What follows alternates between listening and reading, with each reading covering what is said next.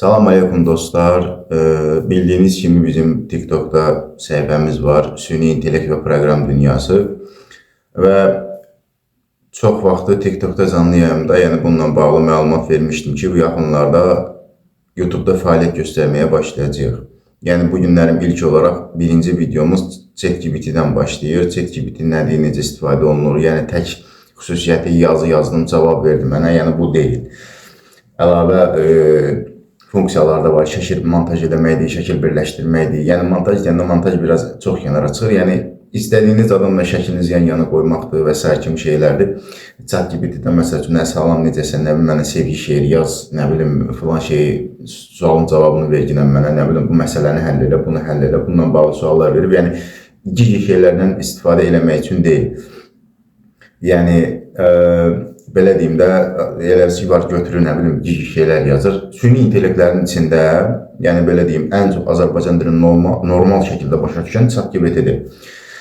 ChatGPT Azərbaycan dilinin ən yaxşı başa düşən, belə deyim, süni intellekti. Digərlərinə adi Gemini'nin özü, Azərbaycan dilində yazı yazsan, yarısını türk dilində cavab verir, yarısını Azərbaycan dilində cavab verir. Biraz qarma-qarışıqdır. Amma ən yaxşı ChatGPT-dir. Yəni ilk videomuzda ChatGPT-dən başlayacağıq. ChatGPT nədir, necə istifadə olunmalıdır? Məsəl üçün, deyək ki, mən 2 nəfərin şəkli var, o şəkli birləşdirmək istəyirəm. Bu iki şəkili yerləşdirmək, bu şəkilləri birləşdirginən və salam, qutardı getdi. Yəni bu olmur. Yəni o zaman normal bir prompt yazmaq lazımdır ki, yəni bu şəkil necə birləşdirilməlidir, necə olmalıdır? Əgər ChatGPT sizin daimi istifadə edirsinizsə, məsəl üçün həftədə bir dəfə ya 10 gündə bir dəfə girib bir şey yazıb çıxırsınızsa, yəni o biraz çətinlik yaradır. Yəni 2 dənə şəkili tullayırsan, deyirsən bu şəkili birləşdir, götürür cavab verir sənə yazı ilə ki, nə bilim bunu harda birləşdireyim, nə bilim nətər birləşdirim. Ona görə də normal prompt yazmaq lazımdır ki, məsəl üçün bu şəkli mənim üçün birləşdirginən, nə bilim bu olsun, o olsun. Gəlin belə deyə də mən göstərim sizə. Daxil oluruq Google Chrome'a. Burada belə deyim, gördüyünüz kimi bu aşağıda olanların hamısı süni intellektdir. Yəni ümumiyyətcə süni intellekt belə deyim tək ChatGPT və yaxud da Gemini'dən ibarət deyil. Yəni bunu bilməyiniz daha yaxşı olar. Çünki süni intellekt bugün yüzlərlə, hətta bəlkə də minlərlə süni intellekt saytları var.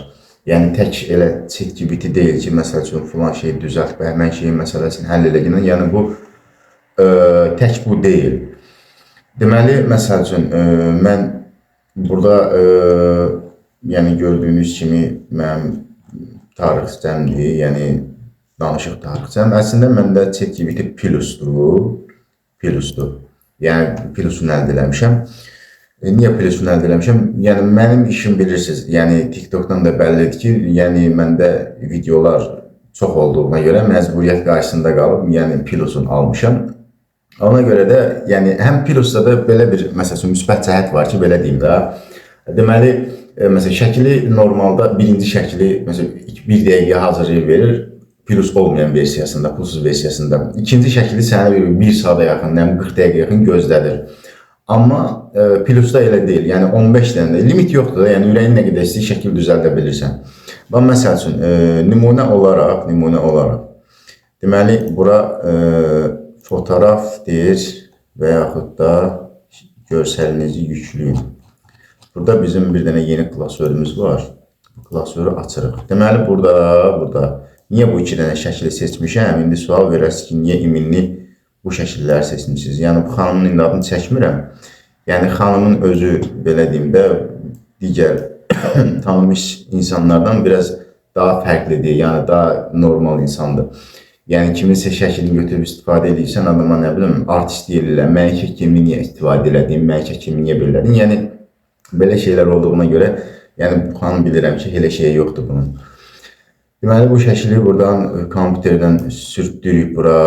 Sonra bu kişinin də şəklini sürtdürük bura. Bu kişinin də şəklini sizə göstəreyim. Deməli nəysə açılmadı. Deməli bu iki şəkili biz məsəl üçün birləşdirmək istəyirik. Amma hansı funksiyada birləşdirmək istəyirik?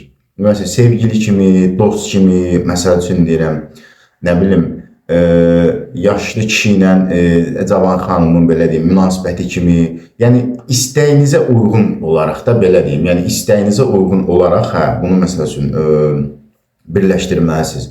Məsəl üçün yazıram ki, prompt Azərbaycan dilinə çevirim. Yazıram ki, salam, bu şəkili birləşdir mənim üçün. Bunu başa düşdü. Başa düşdü ki, hə, bu şəkili birləşdirmək lazımdır. Amma necə, nə cür, harda, yəni bunu yerin hamısını izah eləmək lazımdır. Salam, bu şəkili birləşdir mənim üçün. Deməli, Bakı şəhəri Targov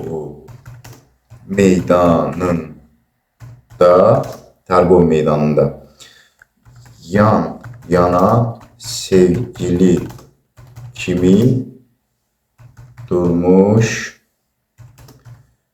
vəziyyətdə. Bunu bura qədər başa düşdü. Hə, bu iki şəkli birləşdirmək lazımdır. Targov meydanında bunlar sevgilidirlər. Yəni bunu başa düşdü ki, bunlar sevgilidirlər. Bunu bu dərəcədə başa düşdü bu. Ondan sonra deməli bura qədər başa düşdü. Buradan sonrasını yəni izah eləməyə yəni o qədər də ehtiyac yoxdur. Sadəcə deməyiniz odur ki, burada yazmağınız əsas önəmli belə deyim də məsələ budur ki, üz görkəmləri 100%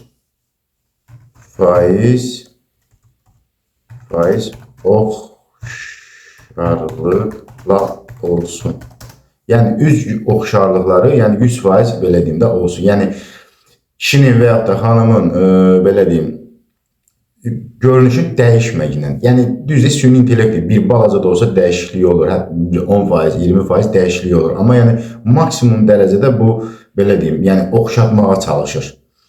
Bura qədər yazdıq da ki, bunu başa düşdük ki, hə, biz bu şəkili birləşdirmək istəyirik. Böyle Bakıda Targov meydanında durublar, sevgilidirlər bunlar. Sadəcə burada qısa bir belə deyim də, deməli bura gəlirsiniz, deyirsiniz ki 8K deməli 16:9 indi bu videonu izlədiyiniz formadır, yəni belə yastı forması.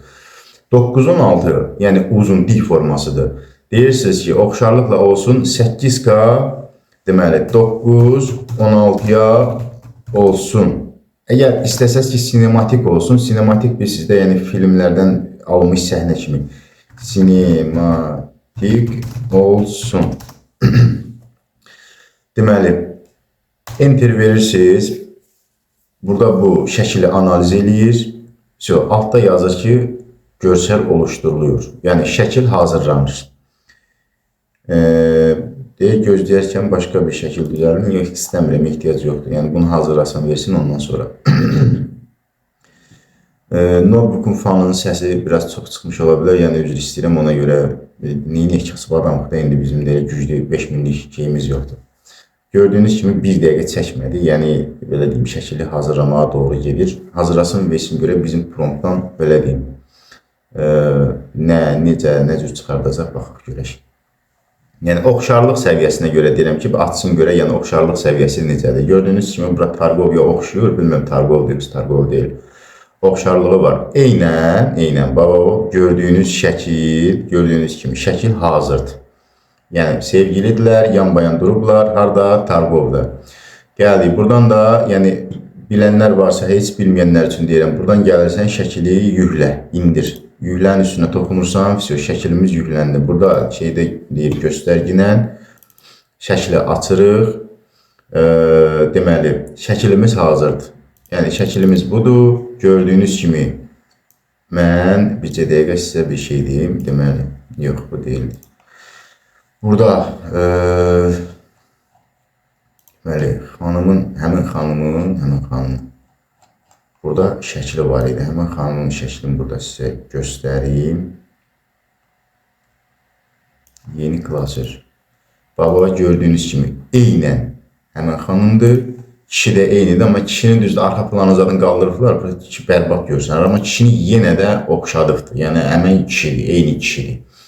Yəni bu da ChatGPT-nin üstünlüyüdür. Yəni bir yazı yazmaqdır, nə bilim, bunları güman edirəm ki, hər kəs bilir. Yəni yenə də qısa bir məsəl üçün izah verim. Mən oxumamışam, mən universitet tələbəsi deyiləm. Sadəcə olaraq qısa bir şey. Məsəl üçün yazsan ki, salam, mənə 3 bucağı açıqla. Yəni bunu misal üçün yazdım ha. Bunu da düzgün yazma, salam. Bax gördüyünüz kimi, yəni hər şeyi istədiyiniz formada açıqlayır, istədiyiniz formada sizə danışır. Yəni videomuz bura qədərdir. Videonu əgər bəyəndinizsə, sizin üçün maarifləndirici bir video oldusa, videonu bəyənməyi, kanala abunə olmağı unutmayın. Bundan sonraki videomuz olacaq. Bu şəkildən necə video düzəldilir, necə prompt hazırlanır, o olacaq. Yəni əgərlərin bu video sizin üçün maarifləndirici olsa, videonu bəyənməyi unutmayın. Yəni siz bəyənsəz də, bəyənməsəz də, onsuz da mən o videonu çəkib hazırlayacağım. Sadəcə olaraq sizin bəyənmənizlə, kanala abunə olmağınız bizim üçün, belə deyim də, müsbət bir enerji yaradır, pozitivlik yaradır ki, insanların tələbi var, bu videonu məsəl üçün çəkək, hazırlayaq. Sonra yenə mən o videonu çəkəsiyim. Yəni, özünüzə yaxşı baxın, özünüzdən mübət olun. Növbəti videoda görüşənə qədər təşəkkür edirəm. Sağ olun.